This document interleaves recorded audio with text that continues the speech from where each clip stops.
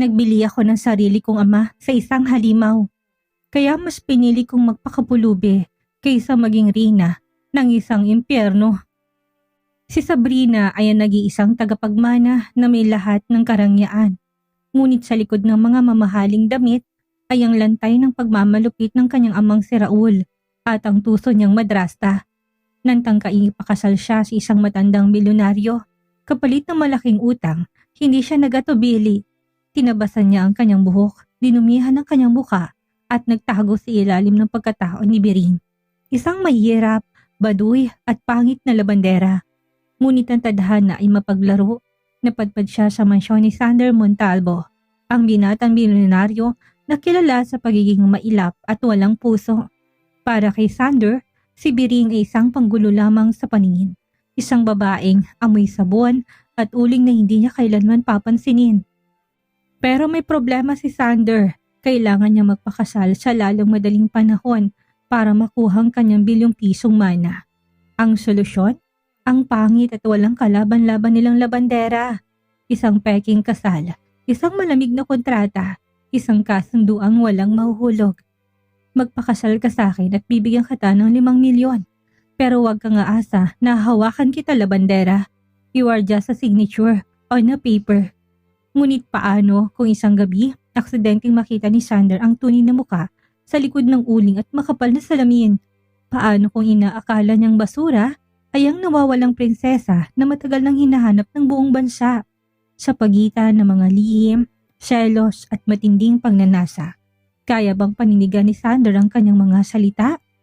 O siya mismong luluhod sa paanan ng labanderang hindi niya nakalang magiging reyna ng kanyang puso?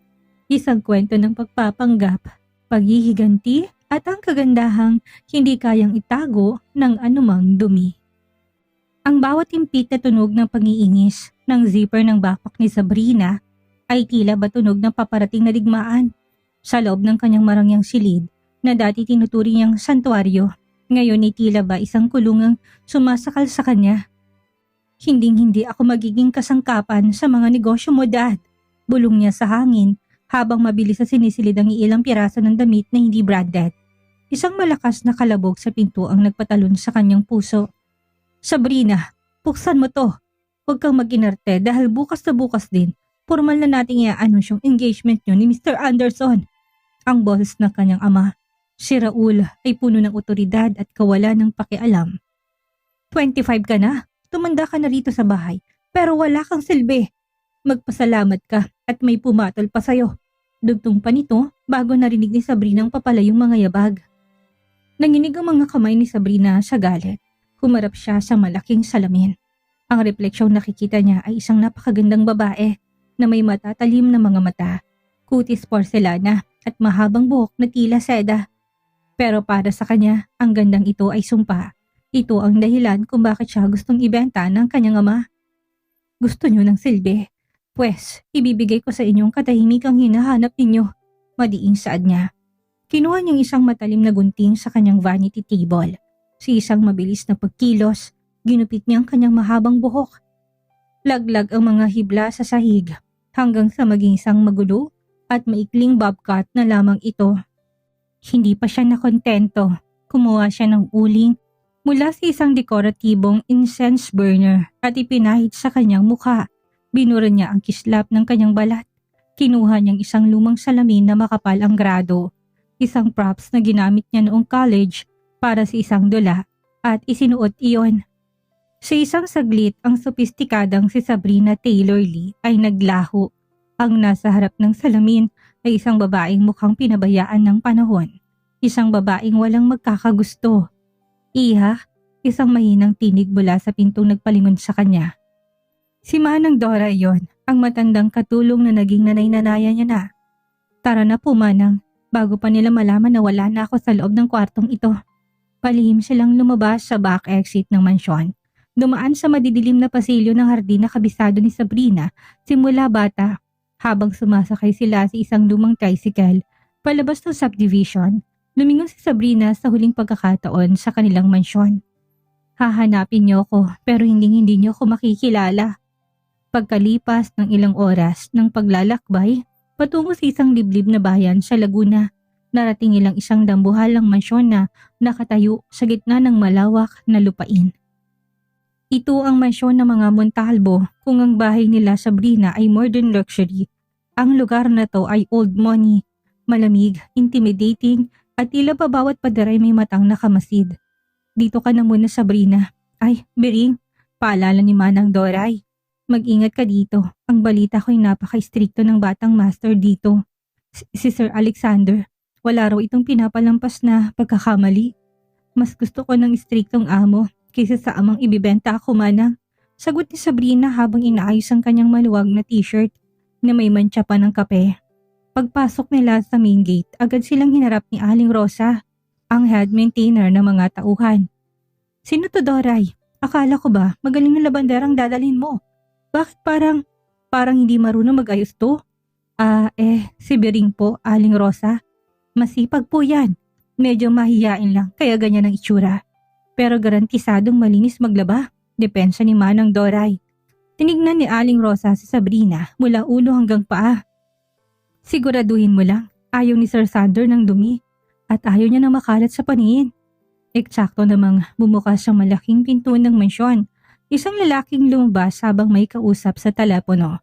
Suot nitong isang navy blue suit na tila pasadya para sa matipuno nitong pangangatawan. Ang bawat hakbang nito ay puno ng kapangyarihan. Si Alexander Sander Montalvo. Kuminto ang mundo ni Sabrina nang magtamang paningin nila o ang paningin nito sa kanyang makapal na salamin. Walang emosyon ang mga mata ni Sander. Malamig, mapanghusga. Rosa, sino mga yan? Barito ng boses nito. Malalim at nakakapanghina ng tuhod. Ang bagong labandera po sir, si Bering. Lumapit si Sander. Huminto siya sa tapat ni Sabrina. Ang bango nito ay amoy tagumpay at mamahaling kahoy. Isang amoy na pamilyar kay Sabrina sa mundo ng mga bilyonaryo. Inangat ni Sander ang kanyang kamay at tila may dumi siyang nakita sa hangin malapit kay Sabrina. Clean her up. Utos ni Sander habang nakatingin sa uling sa mukha ni Sabrina na inakala nitong tunay na dumi. Ayoko may naglalakad na ganyang itsura sa loob ng pamamahay ko. She looks pathetic. Naniga si Sabrina sa kinatatayuan. Ang sakit ng salitang pathetic ay bumaon sa kanyang dibdib. Pero kinagat niyang kanyang labi. Ito ang kailangan niya. Ang maging invisible. Ang maging walang kwenta sa paningin ng mundo. Opo sir, pasensya na po. Pilit na paus na boses na sagot ni Sabrina. Tinatagong kanyang tunay na boses na malaanghel. Tinalikuran na sila ni Sander nang walang lingon-lingon. Sa isip ni Sabrina, nakahanap na siya ng perpektong taguan. Pero hindi niya alam, ang lalaking tumawag sa kanya ng pathetic ay siya ring lalaking mag-aalok sa kanya na isang kasundo ang magdadala sa kanya pabalik sa mundong tinalikuran niya. Dito magsisimulang laro ng pagpapanggap ni Bering, ang labanderang may lihim na ganda sa ilalim ng bubong ng bilyonaryong walang puso. Maaga pa lang ay ramdam na ni Sabrina ang hapdi ng kanyang mga palad sa buong buhay niya. Ang tanging hinahawakan niya ay ang mga mamahaling gadget, designer bags at mga libro. Ngunit ngayon, ang kanyang mga kamay ay nakalubog sa isang malaking palanggana ng bumubulang sabon at tubig. Bering, yung mga puting polo ni Sir Sander, siguraduhin mo na walang kahit ni isang mantsa. Kapag may nakita siyang kahit na tuldok lang na dumi dyan, malilintikan tayong lahat, sigaw ni Aling Rosa habang abala sa pag-aasikaso sa kusina. Opo, Aling Rosa, konting kuskus pa po, mawawala na ito, sagot ni Sabrina sa paus na boses. Pilit na itinatagong kislap ng kanyang talino sa likod ng makapal at malungkot niyang disguise. Habang nagkukuskus, hindi mapigilan ni Sabrina ang mapait na mapangiti. Kung makikita lang siya ng kanyang stepsister na si Monette ngayon, tsak na mamamatay ito sa kakatawa. Ang prinsesa ng mga Taylor Lee. Ngayon ay namumulang mga kamay dahil sa paglalaban ng brief at polo ng isang lalaking hindi naman niya kilala. Pero para sa kanya, mas mabuti ng amoy chlorine kaysang amoy ng hininga ni Mr. Anderson. Biglang bumukas ang pinto ng laundry area. Ang malamig na hangin mula sa aircon ng main house ay pumasok. Kasunod ang mabigat at otoritaryong mga yabag. Si Sander Montalvo. Hindi lumingon si Sabrina na natili siyang nakayuko. Hinahayaan ng kanyang maikling buhok na tumakip sa kanyang muka. Where is my blue silk shirt? I need it for my meeting at 9 a.m. Bariton at tila nagmamadaling utos ni Sander. Sir, nandun pa po, pinapatayo pa po. Pautal-utal na sagot ni Sabrina, hindi tumitingin sa amo. Naramdaman niyang paglapit ni Sander. Huminto ito sa likuran niya. Ramdam ni Sabrina ang init na nagmumula sa katawan ng bilyonaryo. Isang matinding kaba ang dumaloy sa kanyang mga ugat. I told Rosa, I wanted that shirt ready this morning. Are you the new girl? Biring was it? Dahan-dahang tumayo si Sabrina, pero nanatiling nakayupo. Opo sir, pasensya na po. Medyo makapal po kasi ang tela, kaya matagal matuyo. Biglang hinawakan ni Sander ang braso ni Sabrina para iharap ito sa kanya. Napasinghap si Sabrina. Ang hawak ni Sander ay mahigpit ngunit tila may kuryenteng dumadaloy sa balat ni Sabrina na nagpatayo ng kanyang balahibo. Look at me when I'm talking to you, madiing utos ni Sander. Walang nagawa si Sabrina kung hindi iaangat ang kanyang paningin sa likod ng makapal at maduming salamin. Nagtama ang kanilang mga mata. Sa isang sandali tila tumigil ang mundo. Nakita ni Sander ang mga mata ni Biring, mga matang hindi tugma sa kanyang marungis na anyo. Ang mga mata ni Sabrina ay malalim, matalino at may tinatagong apoy. Kumunot ang noon ni Sander, sandaling natigilan ang bilyonaryo. Bakit parang pamilyar ang mga matang ito? Bakit parang may kung anong pilit na kumakawala sa loob ng kanyang dibdib? Ngunit agad ding nagbago ang ekspresyon ni Sander. Napalitan ito ng pandidiri nang makita ang uling at dumi sa pisngi ni Sabrina.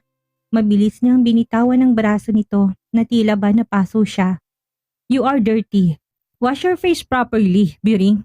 I don't pay people to look like beggars in my property. Malamig na sabi nito bago kinuha ang panyong nasa bulsa at pinunasan ng kanyang kamay na humawak kay Sabrina. And that shirt, if I don't see it in my room in 5 minutes. You're fired. Padabog na umalis si Sander. Naiwan si Sabrina na hingal na hingal. Ang bawat salita ni Sander ay tila sampal sa kanya. Pero mas masakit ang katotohanan ng kailangan niyang lunukin ang kanyang pride para mabuhay. Yabang, bulong ni Sabrina habang mariing hinahawakan ng kanyang braso na hinawakan ni Sander. Akala mo kung sino? Maghintay ka lang, Montalvo. Kapag natapos ng gulong ito, hindi mo na muling makikitang pathetic na labanderang to. Samantalang sa loob ng kanyang opisina, hindi mapakali si Sander. Hawak niya ang isang dokumentong tungkol sa kanyang mana. Ayon sa testamento ng kanyang lolo, kailangan niyang maikasal sa loob ng 3 buwan. Kung hindi, ay mapupuntang lahat ng ari-arian sa mga Montalvo sa isang charity foundation. Sir, tumatawag pong inyong ama. Tinatanong kung may nahanap na kayong mapapangasawa. Ulat ng kanyang sekretary sa intercom. Tell him I'm working on it, sagot ni Sander, habang ang isipan ay bumabalik sa imahe ng lambanderang si Biring. May kung ano sa babaeng yun. Isang misteryo na hindi niya maipaliwanag. Naalala niya mga mata nito. Matatapang, hindi takot at tila may itinatagong mataas sa pinag-aralan. Biglang may pumasok na ideya sa utak ni Sander. Isang ideyang baliw at delikado, pero maaring magligtas sa kanyang kumpanya. Isang asawa na walang koneksyon sa media, isang asawa na madaling diktahan, isang asawa na walang sinuman ang mag-aakalang papatulan ko. Bulong ni Sander sa sarili habang sumisilip sa bintana kung saan tanaw niya ang laundry area. Napangisi si Sander, isang demonyong ngisi. Biring, tignan natin kung hanggang saan ang tinatago mong tapang. Hindi alam ni Sabrina habang patuloy siya sa pagkuskus ng mga damit. Ang kanyang tadhana ay muling nakatali sa isang lalaking bilyonaryo, ngunit sa pagkakataong ito, siya ang magiging sentro ng isang kontratang hindi niya kailanman inakalang darating sa buhay ng isang pangit na labandera. Ang gabi sa mansyon ng mga Montalvo ay kasing lamig ng pakikitungo ng mga tao dito kay Sabrina. Kasalukuyan siyang nasa likod ng mansyon at pilit na itinatagong panginginig ng kanyang mga kamay habang sinasabit ang huling batch ng mga mamahaling bedsheet. Ang bawat hibla ng tela ay tila nagpapaalala sa kanya ng telang seda na dati niyang sinusuot bago siya naging isang hamak na biring. Biring, pinatatawag ka ni Sir Sander sa library. Ngayon na, halos malaglag ang sipit na hawak ni Sabrina sa gulat nang marinig ang boses ni Aling Rosa. Ho, sa library? Bakit daw po? May dumi po ba yung polo niya? Kabadong tanong ni Sabrina. Hindi ko alam. Basta magmadali ka. Alam mo namang ayaw na ng pinaghihintay. Mabilis na nagpunas ng kamay sa kanyang lumang tapi si Sabrina. Inayos niya ang kanyang makapal na salamin at siniguro na ang uling sa kanyang pisngi ay hindi pa nabubura ng pawis. Habang naglalakad patungo sa loob ng main house, bawat takbang niya ay tila patungo sa isang bitayan. Ang library ni Sander ay isang lugar na bawal pasukin ng mga ordinaryong katulong. Puno ito ng mga antigong libro, amoy ng mamahaling tabako at mga sekretong bilyong piso ang halaga. Pagdating niya sa harap ng pinto, huminga siya ng malalim bago kumatok. Pasok, ang malamig at otoritadong boses ni Sander ang sumagot. Pagpasok ni Sabrina, nakita niya si Sander na nakaupo sa isang malaking leather chair. Nakatutok ang atensyon nito sa isang folder habang sa kabilang kamay ay may hawak itong baso ng alak. Hindi ito tumingin sa kanya, ngunit ramdam ni Sabrina ang matinding presensya nito na tila sumasakop sa buong silid. Sir, pinatawag niya raw po ako, pilit na pinapaa ni Sabrina ang kanyang boses. Dahan-dahang inangat ni Sander ang kanyang ulo sa ilalim ng madilim na ilaw ng library. Lalong naging misteryosong mukha nito. Sit down, Bering. Ho, dito po. Pero labandera lang po ako. I said sit down. Madiing ulit ni Sander. Walang nagawa si Sabrina kundi maupo sa dulo ng isang silya malayo sa bilyonaryo. Ilang sandali ang lumipas na tanging tunog lang ng wall clock ang naririnig.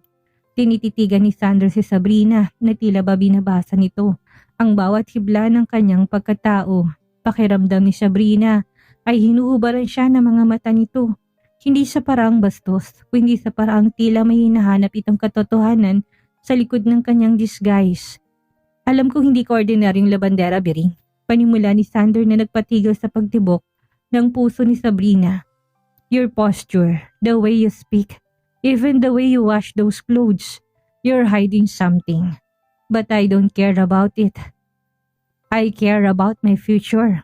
Nilapag ni Sander ang folder sa mesa. Kailangan ko ng asawa. In 3 months. I need to be married to keep my inheritance. At ikaw ang napili ko. Halos mabilaukan si Sabrina sa sarili niyang laway. Ano po? Sir, baka pulasing kayo. Ako, pakakasalan ninyo? Tingnan niyo nga po ako, mukha po akong basahan. Napangisi si Sander, isang ngisi na nagpadala ng kilabot sa likod ni Sabrina. Exactly. No one would suspect a marriage of love. Everyone will think I'm doing a charity case or that I've gone mad. Hindi ka pagkakaguluhan ng media. Dahil sa paningin nila, wala kang kwenta. You are the perfect, invisible bride. Tumayo si Sander at dahan-dahang lumapit kay Sabrina. Napaurong ang dalaga hanggang sa sumandalang kanyang likod sa malamig na pader.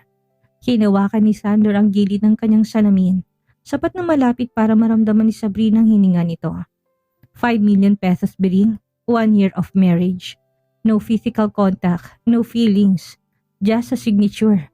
After a year, you can disappear with the money and never wash a single shirt again. What do you say? Naguguluhan ang isip ni Sabrina. 5 milyon? Sapat na yun para makapagsimula siya ng bagong buhay sa ibang bansa. Malayo sa kanyang ama at kay Mr. Anderson. Pero ang kapalit, ang maging asawa ng isang diktador na bilyonaryo? Bakit ako? Marami namang magagandang babae na papayag sa alok ninyo, matapang na tanong ni Sabrina. Because beautiful women are ambitious.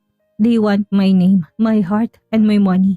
Sagot ni Sander, ang mga matay bumaba sa mga labi ni Sabrina na kahit walang lipstick ay may natural na kulay rosas.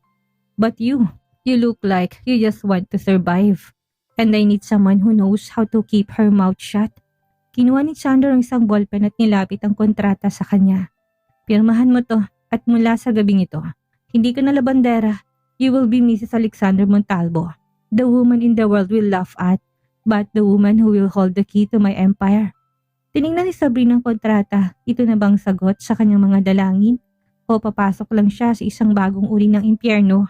Sa huli na alala niyang sampal ng kanyang ama at ang halakhak ni Monet. Kinuha niya ang ballpen. Sa isang mabilis na pagkilos, pinirmahan niya ang papel. Hindi Bering, kundi ang isang tunay na inisyal na itinago niya sa isang maling pirma. Good choice, Bering, bulong ni Sander. Bigla nitong hinawakan ng kanyang baba at inangat ang kanyang muka. Maganda ka na. Bukas ipapakilala kita sa mundo and we need to make them believe. Kahit na mukha kang basahan, ikaw ang napili ng isang Montalvo. Hindi alam ni Sabrina kung bakit pero sa kabila ng takot, may kakaibang kislap sa mga mata ni Sander na nagpapapilis ng tibok ng kanyang puso. Isang laro ang pinasok niya, ngunit sinong unang mahuhulog, ang bilyonaryong naglatag ng bitag o ang pangit na lamandarang may lihim na ganda? Ang bawat segundong lumilipas sa loob ng library ay tila pagtunog ng isang bombang malapit ng sumabog, hawak ni Sabrina ng ballpen. Ang bigat nito ay tila kasing bigat ng buong mundo. Nang mailapat niya ang huling hagod ng kanyang pirma, naramdaman niya ang isang malamig na hangin na yumakap sa kanyang buong pagkatao. Wala nang balikan ito, tapos na, bulong ni Sabrina. Ang boses ay halos hindi marinig. Inabot niya ang folder kay Sander na hindi tumitingin sa mga mata nito. Kinuha ni Sander ang folder, isang mapait at mapaglarong ngiti ang sumilay sa kanyang mga labi. Welcome to the family, Mrs. Montalvo. Ang mas bagay na tawagin kitang my dirty bride. Hindi sumagot si Sabrina. Sa loob-loob niya, gusto niyang isampal sa lalaking ito ang katotohanan na mas mataas pang pinag-aralan niya sa marami nitong nakakadate. Pero kailangan niyang panindigan ang papel ni Bering. Huwag mong isipin dahil asawa na kita ay makakatulog ka na sa malambot na kama at magpapakasarap. Maliing dagdag ni Sander habang tumatayo. The world must believe this is a whim. Isang pagkakamali. Kaya naman mananatili ka sa silid na ibibigay ko sa'yo. Sa tabi ng kwarto ko, you will still serve me. But this time, hindi lang labad ang gagawin mo. You will be my shield against the media and my family. Opo sir, naintindihan ko, sagot ni Sabrina. Pilit ni binabalik ang kanyang paus na tono. Good, now go to your new room. May mga gamit na doon na kailangan mong isuot simula bukas. Ayoko na makitang basahang suot mo ngayon, utos ni Sander bago siya tinalikuran. Dinala ni Sabrina si Arling Rosa sa isang silid na mas malaki pa sa dating tinitirhan niya sa mansyon ng kanyang ama. Ngunit mas malamig ang pakiramdam dito. Pagkasara ng pinto, doon lang nakahinga ng malalim si Sabrina. Agad siyang nagtungo sa banyo, tinignan ng sarili sa salamin. Anong ginawa mo, Sabrina? Tanong niya sa sarili. Pinakasalan mo ang isang halimaw para lang takasan ng isa pang halimaw? Binuksan niya ang shower. Hinayaan niyang dumaloy ang mainit na tubig sa kanyang katawan. Unti-unting nabura ang uling sa kanyang muka. Nawala ang dumi sa kanyang leeg nang mag-clear ang salamin mula sa hamog, lumabas ang tunay niyang anyo. Ang napakagandang si Sabrina. Ang kanyang balat na parang porselana ay tila nagniningning sa ilalim ng ilaw. Kailangan kitang itago, bulong niya habang muling kinukuha ang kanyang biringkit. Hindi pa oras para makita ni Sander ang tunay niyang mukha. Alam niyang kapag nakita nitong ganda niya, mas lalong magiging komplikado ang lahat. Nang matapos siyang magayos, muli bilang si Bering, lumabas siya ng banyo. Ngunit nagulantang siya nang makitang nakabukas ang pinto ng kanyang silid at nakasandal doon si Sander. Mabilis na napayuko si Sabrina. Kinakabahan kung may naiwan ba siyang bakas ng kanyang paglilinis. Sir, bakit po kayo nandito? Hindi sumagot si Sander. Nakatitig lang ito sa kanya. May kakaibang kislap sa mga mata ng bilyonaryo. Amoy alak pa rin ito at ang kanyang korbata ay maluwag na sa kanyang leeg na nagbibigay dito ng isang dangerously handsome na itsura. Dahan-dahang lumapit si Sander. Bawat hakbang nito ay tila nagpapakaba sa dibdib ni Sabrina. Huminto ito sa harap niya, sapat na malapit para maramdaman niya ang init ng katawan nito. Bakit amoy rosas ka? Tanong ni Sander. Ang boses ay paus at mababa. Napalunok si Sabrina. Yung sabon po siguro na ginamit ko, sir. Yung binigay ni Aling Rosa. Inabot ni Sander ang isang hibla ng buhok ni Sabrina na basa pa. I told you, no secrets, Bering. May kung ano sa'yo na hindi ko mabasa. Are you really just a maid from a faraway province? O isa ka ring tuso na naghahanap ng paraan para makuha ang pera ko? Wala po kong balak na masama, sir. Gusto ko lang po ng katahimikan. Matapang nasagot ni Sabrina habang nakatingin sa dibdib ni Sander. Hindi kayang salubungin ng mga mata nito. Biglang hinawakan ni Sander ang kanyang baba at inangat ang kanyang muka. Sa ilalim ng madilim na ilaw, pilit na tinitingnan ni Sander ang likod ng makapal na salamin ni Sabrina. Sa isang saglit, naramdaman ni Sabrina ang paglapit ng mukha ni Sander. Ang puso niya tila gustong kumuwala sa kanyang ribcage. Remember the rules, Piring? Bulong ni Sander, ang labi halos sumayad na sa tenga ni Sabrina. No feelings, no touch, pero ngayong gabi, kailangan nating magsanay. Dahil bukas, haharap tayo sa isang taong hindi madaling maloko. Sino po? Ang ama ko, at sisiguraduhin nating maniniwala siya na hibang ako sa isang labanderang katulad mo. Biglang binitawan ni Sander si Sabrina at naglakad palabas. Matulog ka na. Bukas, magsisimulang totoong impyerno. Naiwan si Sabrina na nanginginig ang mga tuhod. Isang gabi pa lang pero tila ba naubos ng kanyang lakas. Paano niya mapapanatili ang kanyang sikreto kung ang bilyonaryong asawa niya ay tila unti-unti na nakakaramdam sa katotohanang itinatago niya. Habang nakahiga sa kama, isang luhang pumatak mula sa mga mata ni Sabrina. Mommy, sana tamang desisyon ko. Sa kabilang kwarto nakatayo si Sanders sa kanyang balkonahe. Hawak ng isang baso ng whiskey. Nakatingin siya sa kawalan pero ang isip niya ay puno ng imahe ng mga mata ni Bering. Sino ka ba talaga, Bering Galang? At bakit ang isang labanderang katulad mo ang nagpapatibok ng ganito sa puso ko? Ang laro ay nagsimula na at sa mundong ito ng mga bilyonaryo, ang pusong pinakamamahal na itataya. Ang sinag ng araw na tumatagos sa bintana ng bagong silid ni Sabrina ay tila isang babala. Ngayong araw, hindi lang siya basta labandera. Ngayong araw, magsisimulang pinakamalaking pagtatanghal ng kanyang buhay. Bering, buksan mong pinto. Nandito na mga gamit mo. Ang boses ni Aling Rosa ay bakas ang pagkalito at pagkataranta. Binuksan ni Sabrina ang pinto. Mabilis na isinuot ang kanyang makapal na salamin at siniguro ang dirty look sa kanyang muka. Pagpasok ni Aling Rosa, kasunod nito ang dalawang tauhan na may dalang malalaking paper bag mula sa mga kilalang luxury brands. Hindi ko maintindihan ang takbo ng utak ni Sir Sander, bulong ni Aling Rosa. Habang pinapalabas ang isang itim na cocktail dress na gawa sa mamahaling lace. Pinag-shopping kanya ng ganito kamahal? Bering, anong ginawa mo sa amo natin? Kinulang mo ba? Wala po, Aling Rosa. Sabi niya lang po kailangan ko magmukhang tao dahil may darating na bisita, sagot ni Sabrina. Pilit ni tinatagong kaba. Magmukhang tao? Ning, kahit niisot mong korona ng reyna ng Inglaterra, kung ganyan ang itsura mo. Ay, ewan, sige na. Maligo ka na't mag-ayos. Sabi ni Sir, wag na wag kang lalabas ng kwarto hanggat hindi ka pa niya tinatawag. Nang makaalis si Aling Rosa, hinarap ni Sabrina ang mga damit. Hindi niya kailangan magpanggap na marunong magsuot ng mga to. Ito ang kanyang mundo. Sinuot niya ang damit. Eksaktong sukat nito sa kanyang balingkinitang katawan. Ang tela yumayakap sa kanyang kurba na tila ba pasadya para sa kanya. Kinuha niyang kanyang makeup kit. Dito siya nahihirapan. Kailangan niyang magmukhang presentable. Pero hindi maganda.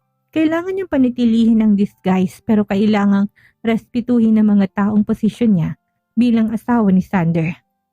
Naglagay siya ng light foundation pero sadyang ginawang medyo maputla ang kanyang labi. Hinayaan niyang magulo ang kanyang maikling buhok. Ang huli niyang sinuot ay ang kanyang makapal na salamin. Ready or not, here I am, bulong niya. Isang malakas na katok ang bumasak sa katahimikan. Bering, lumabas ka na. He is here. Ang boses ni Sander ay malamig pero may halong tensyon. Pagbukas ni Sabrina ng pinto, nakita niya nakaupo si Sander sa hallway. Nakasuot ng charcoal gray na suit. Nang makita siya nito, natigilan si Sander. Kahit na nakasalamin at mukhang manang pa rin si Sabrina, ang paraan ng pagdadala niya sa damit ay hindi may tatago. May elegance na lumalabas sa bawat galaw niya. Lumapit si Sander, ang mga matay tila sinusuri ang bawat anggulo ng kanyang muka.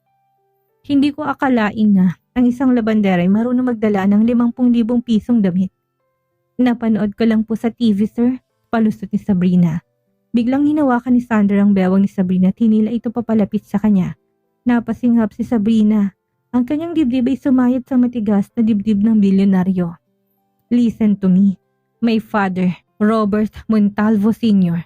He's a shark. He smells lies from a mile away. Kapag nasa harap na tayo ng mga tao, kailangan maniwala silang baliw ako sa'yo. Touch me. Look at me like I'm your world. Do you understand? Opo, sir. And stop calling me sir. Call me Sander o kaya sweetheart. Napangisi si Sander na makitang namulang mga pisngi ni Sabrina sa likod ng uling. Pagbaba nila sa grand staircase, nararamdaman ni Sabrina ang mapanghusgang mga mata ng mga kasambahay. Bulungan dito, bulungan doon. Bakit ang pangit na yan ang kasama ni Sir? Anong nangyari kay Sir Sander? Sa gitna ng salas nakatayo isang matandang lalaki na may hawak na tungkod. Ang ama ni Sander. Sa tabi nito ay isang pamilyar na mukha na nagpatigil sa paghinga ni Sabrina. Si Monette, ang kanyang stepsister. Dad, I want you to meet my fiancé. Biring galang, pagpapakilala ni Sander habang masinigpitan ang kapit sa bewang ni Sabrina. Nalaki ang mga mata ni Monette habang nakatingin kay Sabrina. Pilit na iniwas si Sabrina ang kanyang mukha, natatakot na makilala sa kabila ng disguise. Ito? Itong pakakasalan mo, Alexander? Galit na tanong ng matandang Montalvo. Isang hamak na katulong. Are you out of your mind? I am very much ashamed, Daddy. She is everything those socialites are not. She is real, sagot ni Sander. Bago inarap si Sabrina, tinilikan ito sa noo. Isang halik na naramdaman ni Sabrina hanggang sa kanyang mga talampakan. Tiningnan ni Monette si Sabrina ng matagal. Bakit parang pamilyar ka? Tanong ni Monette. Dahan-dahang lumalapit. May kapatid ka ba na nangangalang Sabrina? Naramdaman ni Sabrina ang pagpatak ng malamig na pawis sa kanyang likuran. Ito na ba ang katapusan ng kanyang pagtatago? Bago pa siya makasagot, hinigpitan ni Sander ang hawak sa kanya tinarap si Monette. Marami magkakamukha sa mundo, Miss Monette. Pero isa lang ang biring ko, maliing sabi ni Sander. And if you're here to insult my future wife, then you are welcome to leave my house.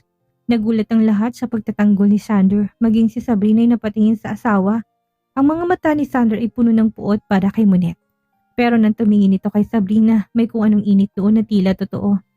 Let's go, Biring.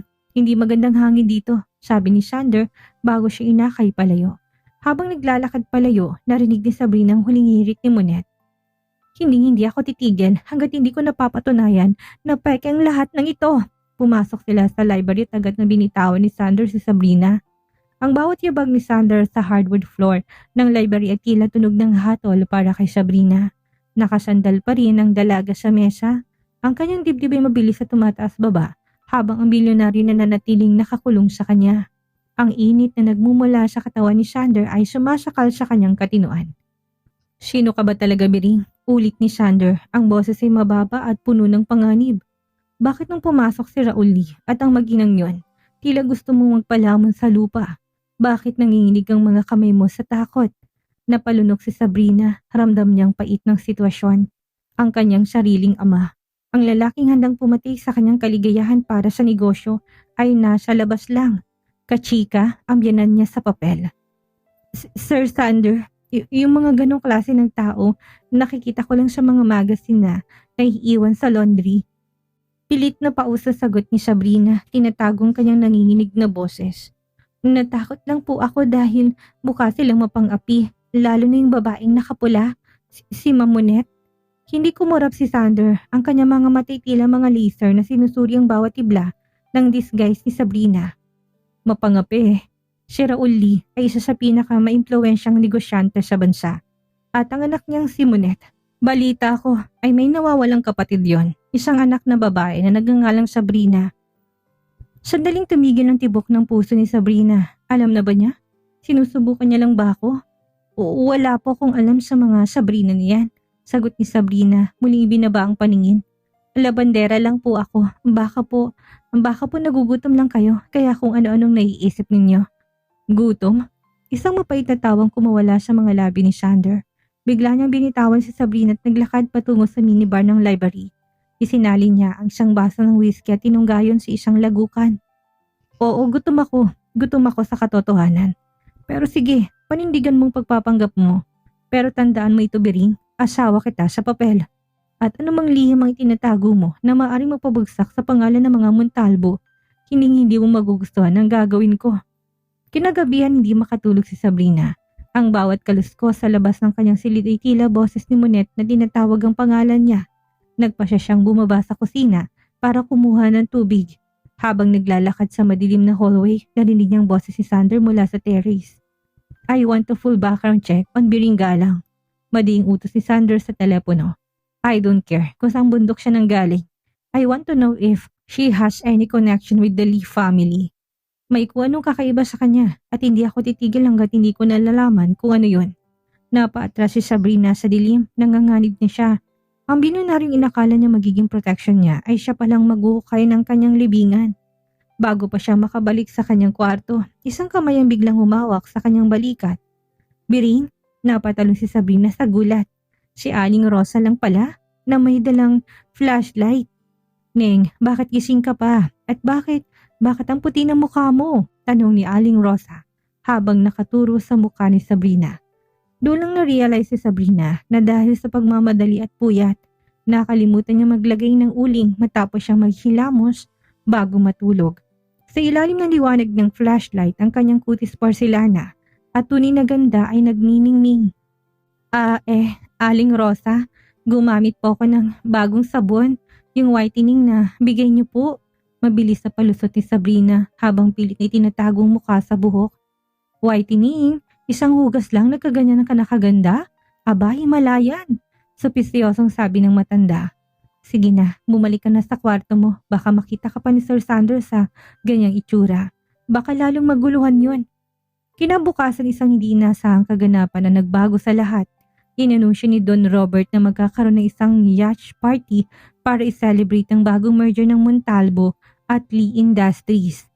Sasama si Bering, maling sabi ni Sander habang nasa hapagkainan sila. Ano? Sabay na reaksyon ni Sabrina at ni Don Robert. Kailangan siyang makita ng public kung asawa ko siya. Kailangan masanay silang kasama ko siya. Paliwanag ni Sander. Tumingin siya kay Sabrina. Ang mga mata ay may halong hamon. Ayaw mo ba, sweetheart? Nandoon ang pamilyang Lee. Baka gusto mong makipagkilala ng formal kay Monet. Naramdaman ni Sabrina ang panlalamig ng kanyang mga daliri. Alam niya kung anong laro ni Sander. Gusto niyang ilagay nito sa gitna ng apoy para makita kung kailan siya aamin. Sasama po ako, matapang na sagot ni Sabrina. Gusto ko din po makakita ng dagat. Good. Napangisi si Sander, isang ngisi na hindi umabot sa kanyang mga mata. Maganda ka, dahil sa party na yon. Walang itinatago ang kadiliman, lahat ng sikreto lumulutang. Nang makaalis si Sander, naiwang nakatitig si Sabrina sa kanyang plato. Alam niya ang yacht party na yon ay maaring maging huling gabi ng kanyang pagpapanggap. Sa pagitan ng malupit na asawa at ng gahaman sa ama, kailangan niyang pumili. Ang patuloy na magtago sa dilim o ang harapin ang lahat sa ilalim ng nakakasilaw na ganda na matagal niya nang ikinukubli. Ang dagat ay tila isang dambuhalang salamin na sumasalamin sa karangyaan ng mga taong nasa ibabaw ng The Empress, ang dambuhalang yate ni Sander. Ngunit para kay Sabrina, ang bawat kislap ng tubig ay tila banta sa kanyang tinatagong pagkatao. Ang simoy ng hangin ay amoy asin at panganib. Ayusin mong tayo mo, Bering. Huwag kang magmukhang matatakotin. You are a Montalvo now, at least on paper. Bulong ni Sander sa kanyang tabi. Nakasuot ang bilyonaryo ng isang puting linen shirt na bahagyang nakabukas ang 3 botones. Sapat para mapansin ng bawat babae sa deck ang kisig nito. Samantalang si Sabrina ay nakasuot ng isang maluwag na floral sundress. Pinilit niyang lagyan ng mga maling accessories ang sarili para magmukhang baduy at ang kanyang makapal na salamin ay tila naging pananggalang niya sa mundong pamilyar na pamilyar siya. Sander, buti naman at nakarating kayo, bungad ni Don Robert kasunod nitong pamilyang Lee. Nang magtamang paningin ni Sabrina at ng kanyang amang si Raul Lee, naramdaman ni Sabrina ang palalamig ng kanyang mga daliri. Ang lalaking ito, ang lalaking handa siyang ipakasal sa matandang si Mr. Anderson para lang sa pera. Kasama nito si Minerva na halos mabulag sa nagniningning ng mga alahas at si Monet na nakasuot ng isang napaka-revealing na red bikini. Robert, ito ba talagang sinasabi mong asawa ni Sander? Natatawang sabi ni Raul Lee habang nakatingin kay Sabrina na may purong pangahamak. Akala ko nagbibiro lang ang mga bali-balita. Hindi ko akalaing isang Montalvo'y papatol sa ganito, isang hamak na labandera. Dad, stop it, singit ni Monet, pero may halong ngisi ang kanyang mga labi. Lumapit siya kay Sander at mapang-ahas na hinawakan ng baraso nito sa harap ni Sabrina. Hayaan mo na sila, baka naman kasi may special skills si Bering na hindi natin alam, hindi ba Sander? Madiing tinignan ni Sander ang kamay ni Monet sa kanyang braso. She is my wife, Monet. Respetuhin mo siya kung ayaw mong ipatapon kita sa gitna ng dagat. Nagulat ang lahat sa talas ng pananalita ni Sander. Hinila ni Sander si Sabrina patungo sa dulo ng yate, malayo sa mga mapanghusgang mata. Ngunit ramdam ni Sabrina ang matinding titig ni Monet sa kanyang likuran, isang titig na puno ng hinala. Bakit mo ako pinagtanggol? Tanong ni Sabrina nang silang dalawa na lang ang nasa dulo ng deck. Dapat ay hinayaan mo lang sila. Mas maganda kung iisipin nilang wala kang pakialam sa akin. Huminto si Sander at hinarap siya. Ang sikat ng araw ay tumatama sa mukha ni Sander dahilan para magmukha itong isang estatwang Griego. Dahil kahit na sa kontrata lang tayo, asawa kita. At ang kahit na anong pag-aari ko, walang pwedeng umapi. Pag-aari, ang salitang yun ay nagdulot ng kakaibang kurot sa puso ni Sabrina. Hindi niya alam kung matutuwa siya o magagalit. Wait here, kukuha lang ako ng maiinom natin, utos ni Sander. Nang maiwan si Sabrina, hindi niya inasahang susulpot sa likuran niya si Monet. Wala nang mapagkunwaring ngiti nito, purong puot na ang nasa mukha nito. Alam mo Biring, o kung sino ka man, hindi ako tanga, madiing sabi ni Monet habang tinititigan ang braso ni Sabrina. May balat sa brasong stepsister kong si Sabrina. Isang maliit na pusong kulay kape sa may bandang siko. Gusto mo makita kung meron ka rin nun? Napatras si Sabrina, pilit na tinatago ang kanyang braso. Ano po bang sinasabi niyo? Wala po kung alam dyan. Talaga? Akmang susunggaban ni Monet ang damit ni Sabrina nang biglang gumalaw ang yate dahil sa isang malakas na alon. Dahil sa madulas na dek at sa gulat na wala ng balanse si Sabrina, isang malakas na splash ang narinig. Tulong! Si Biring nahulog! Sigaw ni Monet. Pero ang boses niya ay walang halong takot. Alam niya kapag nabasa ang mukha ni Sabrina, mabubura ang uling at disguise nito. Sabrina! Isang boses ang sumigaw. Isang boses na hindi gumamit ng pangalang Biring. Bago pa man makarecover ang lahat, tumalon si Sander sa dagat. Sa ilalim ng tubig mabilis na nilangoy ni Sander ang pagpapalubog ni Sabrina. Hinawakan niyang bewang nito at inangat sa ibabaw. Nang makaahon sila sa gilid ng yate, ang lahat ay nakadungaw. Ang tubig dagat ay malupit, binura nitong uling sa mukha ni Sabrina. Ang kanyang makapal na salamin ay nawala na sa ilalim ng dagat. Ang kanyang buhok bagamat maikli ay humawi na sa kanyang mukha. Nang iangat ni Sander si Sabrina sa deck na nahimik ang buong mundo. Ang babaeng nasa harap nila ngayon ay basang-basa, pero ang ganda nito ay sumisigaw. Ang balat nito ay nagniningning na parang perlas sa ilalim ng araw. Ang kanyang mga mata na dati tago sa makapal na lente ay kumikislap sa tapang at sakit. Sabrina, malakas sa sigaw ni Raul Lee, halos mabitawan ang kanyang baso. Anong ibig sabihin nito? Gulantang na tanong ni Don Robert. Hinarap ni Sandra ang lahat habang protektadong nakayakap kay Sabrina. Ang kanyang mga matay naglalabas ng apoy. Yes, she is Sabrina Taylor Lee. At siyang babaeng pinakasalan ko. Ngayon may gusto pa ba kayong itanong? Ngunit sa kabila ng pagtatanggol ni Sander, naramdaman ni Sabrina ang panginginig ng mga bisig na lalaki. Tumingin si Sabrina kay Sander at nakita niya ang isang bagay na mas masakit pa sa pagkakahulog sa dagat. Ang tingin ni Sander sa kanya hindi na lang basta pagkagulat. Ito ay puno ng sakit at pagtataksil. Nagsinungaling ka sa akin, bulong ni Sander sa kanya. Ang boses ay parang hapdi ng sugat. Lahat ng ito, ginawa mo lang ba akong tanga? Doon na-realize si Sabrina, ang paglitaw ng kanyang ganda ay ang simula ng pagguho ng tanging bagay na nagsisimula palang mabuo, ang tiwala ng bilyonaryong nagligtas sa kanya. Ang ingay ng party sa labas ng yate ay tila naging isang malayong echo na lamang. Sa loob ng master's cabin, ang katahimikan ay kasimbigat ng 1,000 toneladang bakal. Basang-basa pa rin si Sabrina. Ang kanyang floral na damit ay nakadikit sa kanyang katawan. Habang ang tubig ay patuloy na tumutulo mula sa kanyang maikling buhok patungo sa mamahaling carpet. Sa harap niya, nakatayo si Sander. Hindi ito gumagalaw. Ang puting polo nito ay basa din. Bakas ang matitigas na muscle sa dibdib pero ang mas nakakatakot ay ang kanyang mga mata. Wala nang proteksyon na nakita ni Sabrina kanina. Ang tanging naroon ay purong galit at panunumbat. Sabrina Taylor Lee. Pag-uulit ni Sander sa kanyang pangalan. Ang bawat pintig nito ay tila lason sa kanyang dila. Ang nawawalang prinsesa ng mga Lee. Ang babaeng baliti nagtanan kasama isang hamak na lalaki. Pero heto ka, nagpapanggap na labanderang may uling sa mukha sa loob ng bahay ko. Sander, makinig ka, hakbang ni Sabrina. Pero kagad siyang napatigil nang iangat ni Sander ang kanyang kamay. Huwag mong babanggitin ang pangalan ko na tila ba wala kang ginawang kasalanan. Sigaw ni Sander na nagpatalon sa puso ni Sabrina. Lumapit si Sander, bawat hakbang ay puno ng banta. Hanggang sa magtagpo ang kanilang mga muka. Pinagkatiwalaan kita, binigyan kita ng kontrata dahil akala ko'y pareho tayong biktima ng pagkakataon. Pero ano to, ginamit mo lang bang mansyon ko para magtago sa tatay mo? Wala akong ibang mapupuntahan, sigaw ni Sabrina. Ang kanyang mga mata'y nagsimula na mangilid ang luha. Gusto akong ipakasal ni Daddy kay Mr. Anderson. Parang hayop na binebenta para sa utang. Anong gusto mong gawin ko? Ang tanggapin na lang ang kapalaran ko? Kaya naging biring ka? Isang mapait na tawang kumawala kay Sander. Nagmukha akong tanga, Sabrina. Pinagtanggol kita sa tatay ko. Pinagtanggol kita kay Monet. Ang akala ko poprotektahan ko isang babaeng walang kalaban-laban. Pero isa ko palang bihasang sinungaling.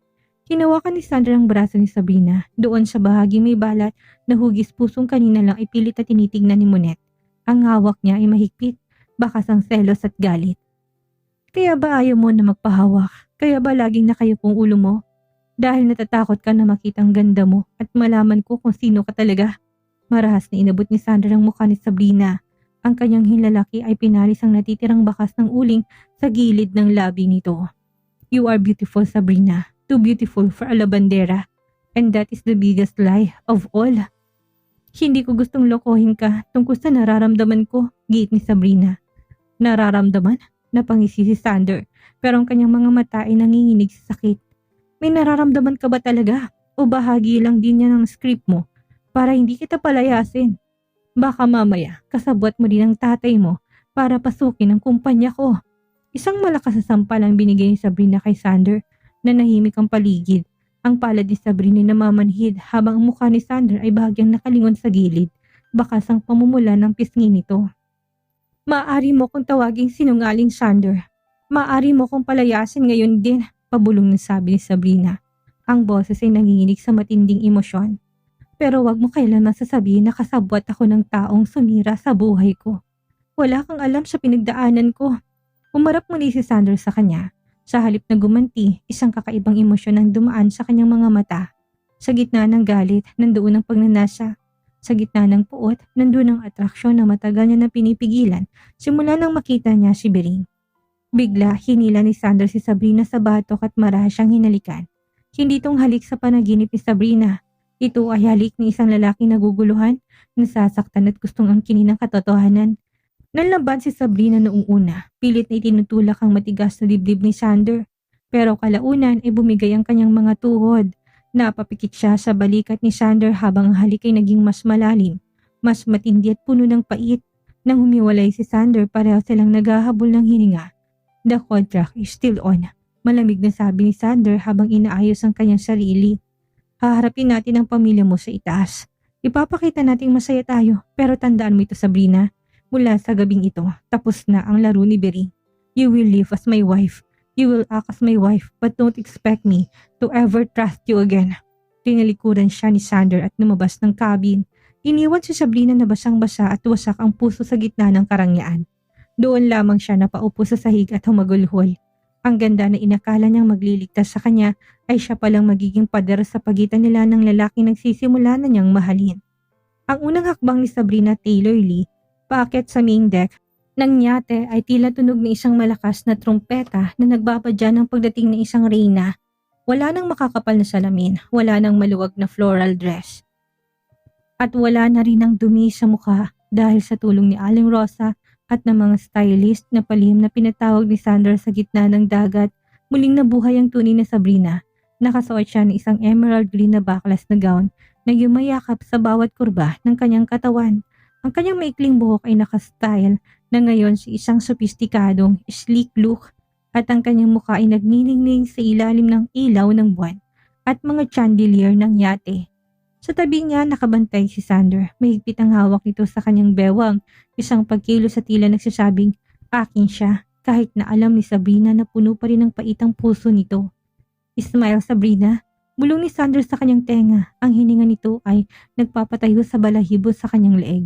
Ipakita mo sa kanila kung anong klaseng labanderang pinakasalan ko. Nang makarating sila sa gitna ng ballroom, tila tumigil ang paghinga ng lahat. Ang mga bulong-bulungan ni napalitan at nagpakabinging katahimikan. Sabrina, halos mabitawan ni Raul Lee ang hawak nitong baso ng wine. Ikaw talaga yan? Lumapit si Sabrina sa kanyang ama. Ang bawat takbang niya ay puno ng dignidad. Hello, Daddy. You miss me? Malamig at matalim niyang bati. Anong ibig mo sabihin, Raul? Sumigaw si Don Roberto Montalvo. Ang anak mo ay babae nagpanggap na labandera sa loob ng mansyon ko? Isang malaking insulto ito sa pamilyang Montalvo. Hindi ko alam, Robert. Ang akala ko'y nagtanan siya. Pautal-utal na sagot ni Raul. Nagtanan? Isang mapang-uyam na tao ang kumuwala kay Sabrina. Nagtanan para takasan ng pagbebenta mo sa akin kay Mr. Anderson? Pinili ko maglaban ng damit sa ibang tao kaysa maging asawa ng isang matandang kaibigan mo. Nanlaki ang mga mata ng mga bisita. Ang iskandalo tila isang apoy na mabilis na kumalat. Tinignan ni Minerva si Sabrina na may halong takot habang si Monet ay nanginginig sa galit. You bitch! Sigaw ni Monet. Susugod sana ito kay Sabrina. Pero mabilis nang humarang si Sander. Don't you dare lay a finger on my wife, Monet! Babala ni Sander. Ang boses ay parang dagundong ng kulog. Whatever issue you have with her, you deal with me. At ikaw, Raul, ang utang mo sa akin at sa tatay ko. Pag-uusapan natin yan because right now, hindi lang basta ang anak mo si Sabrina. She is a Montalvo. At bawat sampal na ibinigay mo sa kanya noon, sisingilin ko ang interes ngayon. Napaurong si Raul, hindi niya inakalang ng basura na itinapon niya ay kukunin at gagawing ginto ng pinakamakapangyarihang lalaki sa bansa. Sa kabila ng tagumpay ni Sabrina sa harap ng kanyang pamilya, alam niyang hindi pa tapos ang laban. Nang matapos ang party at makabalik sila sa mansyon ng mga Montalvo, ang tensyon sa pagitan nila ni Sander ay muling bumalik. Pumasok si Sabrina sa kanyang silid, ngunit bago pa niya maisarang pinto, pumasok si Sander. Marahas nito isinarang pinto at isinandal si Sabrina sa dingding. Anong ginagawa mo? Hingal na tanong ni Sabrina. Masaya ka na ba? Madiing tanong ni Sander. Ang kanyang mga mata ay nagniningning sa ilalim ng madilim na ilaw ng kwarto. Nakuha mo ng paghihiganti mo. Ginamit mo ko para ipahiya ang tatay mo sa harap ng lahat. Mission accomplished, right? Hindi kita ginamit, Sander. Pinagtanggol mo ko at nagpapasalamat ako doon. I didn't do it for you. I did it for the Montalvo name. Pagsisinungaling ni Sander, pero ang paraan ng pagtingin niya sa labi ni Sabrina ay nagsasabi ng ibang katotohanan. Pero alam mo kung anong pinaka-nakakainis? Ang katotohanan na kahit alam kong sinungaling ka, hindi ko pa rin maalis sa mga kamay ko sa'yo. Hinawakan ni Sander ang mukha ni Sabrina. Ang kanyang mga daliri ay marahang dumampi sa porselanang balat nito. Sino ka ba talaga, Sabrina? Ang may hina't maamong si Bering o ang matapang at palaban ni si Sabrina Taylor Lee? Pareho sila, Sander, bulong ni Sabrina. Ang kanyang pusi tila gustong kumuwala sa kanyang dibdib. Si Bering ang nagturo sa akin kung paano magpakumbaba. At si Sabrina ang nagtuturo sa akin kung paano lumaban para sa taong mahal ko. Natigilan si Sander. Mahal? Huwag mong gagamitin ang salitang yan sa akin. Bakit? Natatakot ka ba? Hamon ni Sabrina. Natatakot ka ba ng peking kasunduang ito ay naging totoo na para sa'yo? Hindi makasagot si Sander sa halip muli niyang sinakop ang mga labi ni Sabrina. Pero sa pagkakataong ito, wala nang galit, wala nang pait. Ito ay isang halik ng pagtanggap na kahit gaano pa karami ang lihim, ang totoong nararamdaman nila para sa isa't isa ay ang tanging bagay na totoo. Ngunit sa labas ng silid, may isang anino ang nakikinig, si Monet. Hawak nitong kanyang phone. May kausap sa kabilang linya. I found it, bulong ni Monet. Ang ebidensya ng kasal nila ay isang kontrata lang. Bukas na bukas din, sisiguraduhin ko na babagsak si Sabrina at kukunin ko sa kanya ang lahat, maging ang lalaking mahal niya.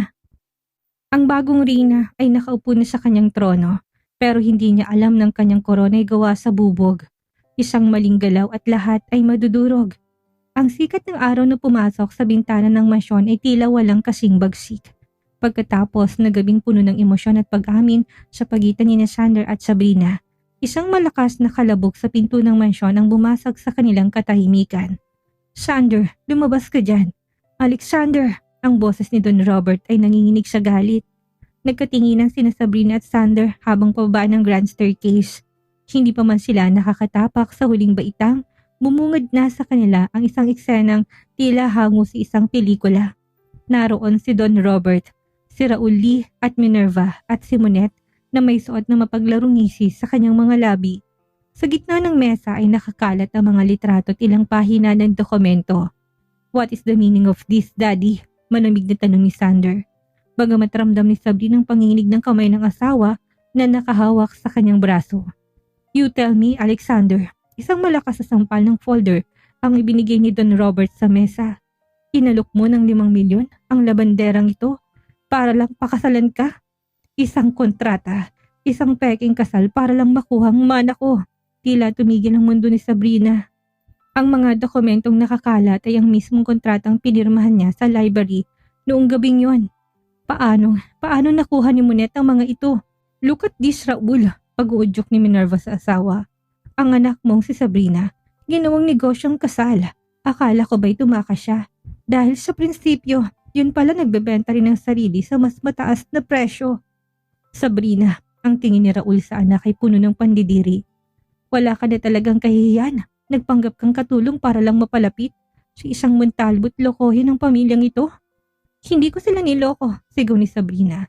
Pilit na kumakawala sa mga mata ng ama. Ginawa ko yon dahil mas gusto ko pang maging bahagi ng isang kontrata kaysa maging asawa ni Mr. Anderson. Enough, sigaw ni Don Robert. Hinarap niya si Sander. Alexander, pinahiya mo ako. Ipinahiya mong apelyido natin. From this moment on, you are stripped of your position in the company. At ang babaeng ito, I want her out of my property. Now! Dad, let me explain. Wala nang dapat ipaliwanag, Sander. Singit ni Monet, dahan-dahang lumalapit kay Sander at hinahawakan ng balikat nito. Ginamit ka lang niya. Hindi mo ba nakikita? Nung nalaman niyang kailangan mo ng asawa, pumasok siya bilang biring. She calculated everything. She's a Lee after all. Tuso ang dugo nila. Tumingin si Sander kay Sabrina. Ang mga mata nito na kanina lang ay puno ng lambing. Ngayon ay balot na naman ng matinding pagdududa at sakit. Ang katahimikan ni Sander ang mas lalong nagpadurog sa puso ni Sabrina. Sander, hindi totoo yan. Hindi ko alam na naghahanap ka ng asawa noong pumasok ako dito. Pagmamakaawa ni Sabrina. Ang mga luhay nagsisimula ng bumagsak. Nagkataon lang ang lahat. Nagkataon? Isang mapaitatawang kumawala kay Sander. Muli niyang tinignan ang kontrata sa mesa. Lahat ba ng sinabi mo kagabi? Bahagi lang din ng plano mo para hindi kita itapon ngayong nalaman ko ng totoo? Hindi, Sander. Mahal kita. Mahal, bulyaw ni Sander. You're good, Sabrina. You're very good. Pero tapos ng laro mo. If my father wants you out, then go. I can't look at your face right now without seeing the lies. Tila gumuhong langit sa ulo na ni Sabrina, ang lalaki inakala niyang naging kakampi niya, ang lalaking pinag-alayan niya ng kanyang puso ay siya pang magtataboy sa kanya sa gitna ng bagyo. Fine, sabi ni Sabrina. Pinahid ang kanyang mga luha at tumayo ng tuwid. Aalis ako, pero tandaan mo ito, Sander Montalbo. Kailanman, hindi ko hiningi ang 5 milyong na yan. Pinirmahan kong kontratang yan. Dahil akala ko'y pareho tayong bilanggo. Pero mas malala ka pala sa tatay ko dahil ang tatay ko. Harap-harapan akong binibenta. Ikaw, pinaniwala mo ko na may halaga ako bago mo ko tinapon na parang basura. Hinarap ni Sabrina ang kanyang pamilya. And to you, Monet, you can have the title. You can have the money, but you will never have the peace of mind na ninakaw niyo sa akin. Mabilis na naglakad si Sabrina paakyat ng kwarto, kinuha ang kanyang lumang backpack. Ang tanging gamit na tunay na sa kanya, at lumabas ng mansyon. Nang hindi lumilingon, sa labas nagsisimulang bumuhos ang malakas na ulan. Naiwan si Sander sa loob ng salas. Nakatitig sa pinto ng nilabasan ni Sabrina. Ang galit niya ay unti-unting napapalitan ng isang guwang sa kanyang dibdib. Habang si Monet ay ibala sa pag-alo sa kanya, ang tanging naririnig ni Sander ang tibok ng kanyang pusong sumisigaw ng pangalan ng babaeng kakaalis lang niya. Sir Sander. Isang boses ang narinig mula sa gilid, si Aling Rosa. Hawak nitong isang maliit na notebook. Nakita ko po ito sa ilalim ng una ni Bering, ni Ma'am Sabrina. Diary niya po ito. Kinuha ni Sander ang notebook, binuksan niya ang unang pahina.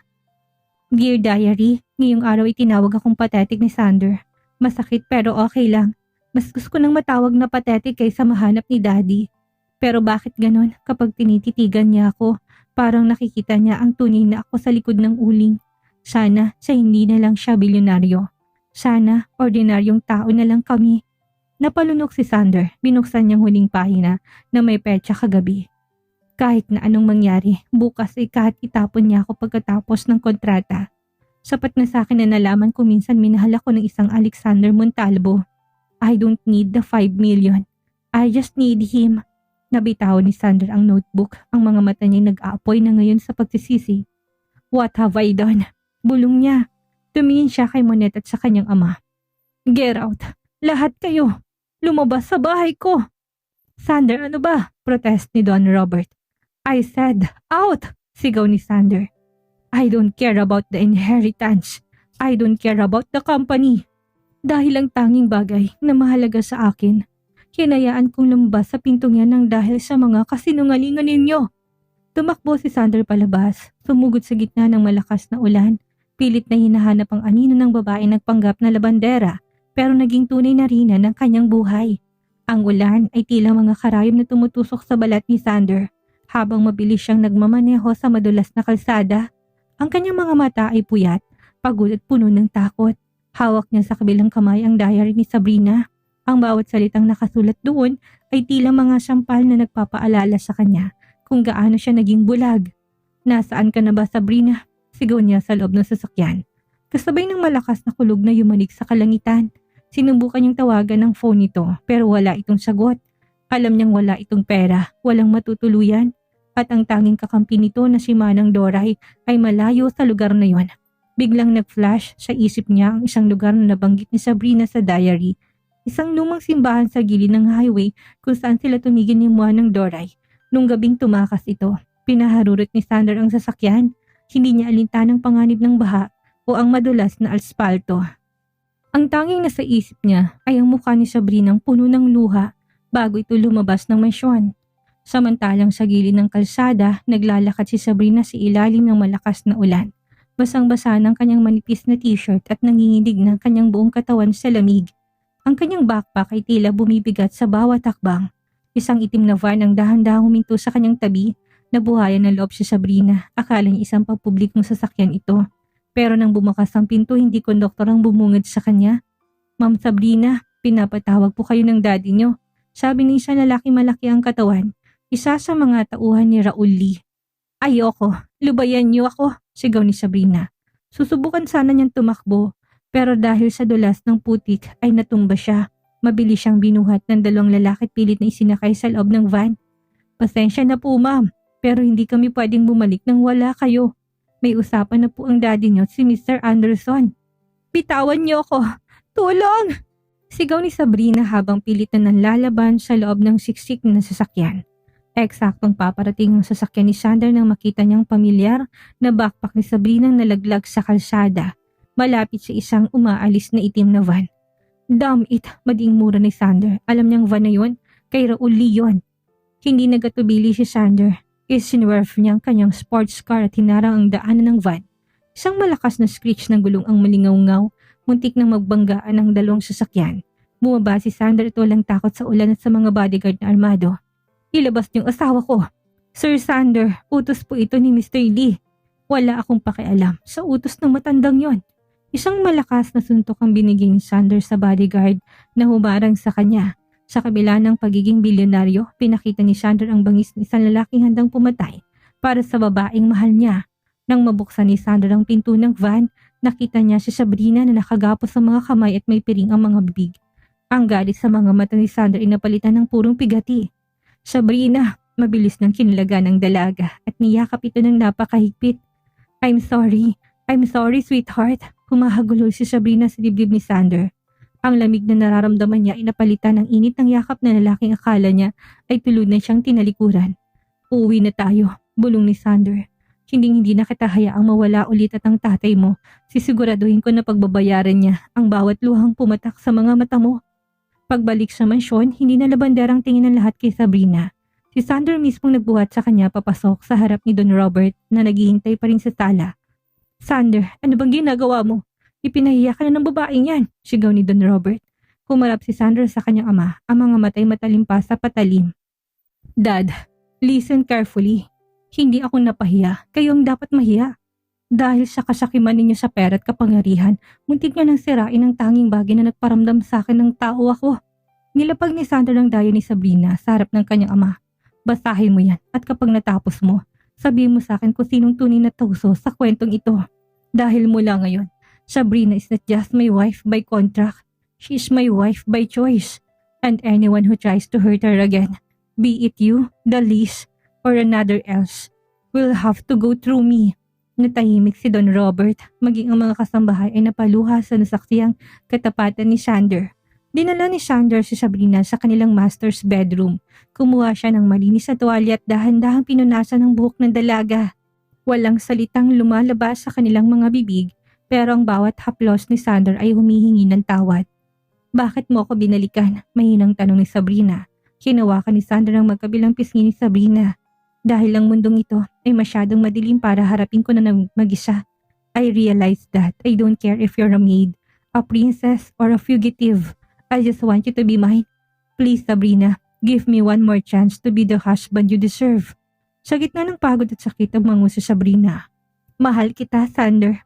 Kahit na napakasakit mo magsalita kanina. I'll spend the rest of my life making it up to you. Pangako ni Sander bago marahing nalikan ng noo ni Sabrina. Ngunit alam nilang hindi pa tapos ang laban dahil ang paghaharap nila sa mga taong sumira sa kanila at ang pagpapatunay ng pag-ibig na nagsimula sa uling at labada ay mas matibay pa sa anumang bilyong piso. Isang linggo ang lumipas matapos ang madugong hapulan sa gitna ng unos. Ang mansyon ng mga Montalvo na dati balot sa lamig at lihim ngayon ay tila nagbabaga sa tensyon. Ngayong araw gaganapin ang huling pagtutuos. Sa malaking conference room ng Montalvo Holdings, magkaharap ang dalawang kampo, ang mag-asawang Sander at Sabrina laban sa pamilyang Lee at kay Don Robert. Pumasok si Sabrina na nakasuot ng isang pure white na power suit. Ang kanyang aura ay hindi na maamong sibiring. Siya ng bawat pulgada ng isang babaeng dumaan sa apoy at lumabas na mas matatag. Sa tabi niya si Sander ay nakasuot ng itim na suit. Ang kamay ay hindi bumibitiw sa pagkakahawak sa asawa. Robert, ano ba itong pagpupulong na ito? Bungad ni Raul Lee. Pilit na itinatagong kaba. Kung tungkol ito sa nangyari sa van, handa ako magpaliwanag. Wala nang dapat ipaliwanag, Raul. Puto ni Sander, nilapag niyang isang makapal na folder sa mesa. Ang hawak ko ay ang ebidensya ng lahat ng illegal na transaksyon ng Lee Industries. Mula sa tax evasion hanggang sa tangkang human trafficking kay Sabrina para maibenta kay Anderson. Isang tawag ko lang sa mga otoridad, tapos na ang karir mo. Namutla si Raul, si Munet naman ay tumayo ng padabog. Hindi mo magagawa yan, Sander. Kapag ginawa mo yan, madadamay ang merger natin. Madadamay ang kumpanya ninyo. Handa akong mawalang lahat ng yaman ko, Munet. Malamig na sagot ni Sander habang nakatingin ng diretso sa kanyang ama. Kay Don Robert, Dad, I'm resigning. I am giving up my position as the CEO. Makuha mo man ang mana mo, hindi mo na ako makukuha. I am taking Sabrina with me. At magsisimula kami sa paraang gusto namin. Malayo sa inyong lahat. Natigilan si Don Robert, ang tanging anak na pinagmamalaki niya ay handang talikuran ng lahat para sa babaeng tinawag niyang labandera. Sa unang pagkakataon nakita ni Don Robert ang tunay na kapangyarihan. Hindi ang pera, kundi ang paninindigan para sa pag-ibig. And for you, Munet, kumarap si Sabrina sa kanyang kapatid. Ang boses niya ay mahinahon pero may talim. Salamat dahil sa pagnanakaw mo ng kontrata natapos ng pagpapanggap namin. Dahil sa'yo nalaman kong ang lalaking ito ay mahal ako kahit na wala akong pera. You thought you destroyed me but you actually set me free. Sa gitna ng kahihiyan walang nagawa ang mga Lee kundi lisanin ang silid habang binabantayan ng mga pulis sa tinawag ni Sander. Ang katarungan ay nakamit na pero ang mas malaking katarungan ay ang katahimikang namayani sa pagitan ni Sander at Sabrina. Pagkalipas ng 6 na buwan, hindi na sila nakatira sa dambuhalang mansyon. Isang simpleng rest house sa tabing dagat sa Batangas ang pinili nilang tirahan. Wala ng mga bodyguard, wala ng mga flash ng kamera, nakatayo si Sabrina sa balkonahe. Pinapanood ang paglubog ng araw, maikli pa rin ang kanyang buhok pero wala ng uling at makapal na salamin. Suot niyang isang simpleng puting bestida. Naramdaman niyang isang pares ng matitigas na bisig na yumakap sa kanya mula sa likuran. Ang amoy ng mamahaling pabango ni Sander ay umahalo sa amoy ng dagat. Are you happy, sweetheart? Bulong ni Sander bago hinalikan ng kanyang balikat. Higit pa sa masaya, Sander. Sagot ni Sabrina habang sinasandal ang kanyang ulo sa dibdib nito. Minsan naisip ko, paano kung hindi ako nagpanggap na biring? Paano kung hindi ka naging masungit sa amo? Then I would have been a billionaire with a hollow heart, sagot ni Sander. Dahan-dahan niyang iniharap si Sabrina sa kanya. Kinuha niyang isang maliit na velvet box mula sa kanyang bulsa. Sa loob nito ay ang original na kontrata na pinirmahan nila noon, ngunit ngayon ay may nakasulat na sa likod nito gamit ang pulang tinta. Valid for a lifetime. No exit clause, pure love only. Sabrina Taylor Lee, nung una kitang makita sa library, akala ko'y nakatagpo ako ng solusyon sa problema ko. Emosyonal na sabi ni Sander. Hindi ko alam, ikaw palang magiging mundo ko. Ngayon sa harap ng dagat at sa harap ng sarili nating tadhana, nangangako ako, I will love you through laundry and luxury, through a poverty and power, hindi nakatabibitawan. Lumod si Sandra sa isang tuhod at nilabas ang isang singsing na may malaking diamante. Ang tunay na singsing na hindi bahagi ng anumang kontrata. Will you marry me again, Sabrina? For real this time? Sa gitna ng pagpatak ng kanyang mga luha ng kagalakan, tumango si Sabrina. Yes, Sander, 1,000,000 beses na yes. Sinuot ni Sander ang singsing at binuhat si Sabrina ng paikot habang ang langit ay nagpapalit ng kulay mula kahel patungong lila. Ang dating pathetic na labandera ay isa na ngayong tunay na reyna, hindi dahil sa kayamanan ng mga Montalvo, kundi dahil sa pag-ibig na lalaking handang itapon ang buong mundo para lang sa kanya. Ang kanilang kwento ay nagsimula sa isang kontrata, dumaan sa uling at ulan, pero nagtapos sa isang matamis sa sumpaang walang hanggan. Ang pangunahing aral ng kwentong ito ay ang katotohanang ang tunay na halaga ng isang tao ay hindi nasusukat sa panlabas na anyo, yaman o katayuan sa lipunan, kundi sa katapatan ng kanyang puso at dangal. Pinakita sa paglalakbay ni Sabrina at Sander ng pag-ibig na nakabase sa mga material na kasunduan at kontrata ay madaling mabuwag, ngunit ang pag-ibig na nabuo sa gitna ng pagsubok at pagkilala sa tunay na pagkatao sa kabila ng uling at pagkukulang ang siyang tunay na nagtatagal. Binibigyang diin din ito ng bawat isa ay may karapatang lumaban para sa sariling kalayaan at kaligayahan laban sa mga mapang-aping sistema. At sa huli, ang katotohanan ang palaging magpapalaya sa atin mula sa anumang pagkakaalipin. Dito na po nagtatapos ang ating kwento. Maraming salamat po at magkita-kita po tayo sa susunod pa nating mga istorya.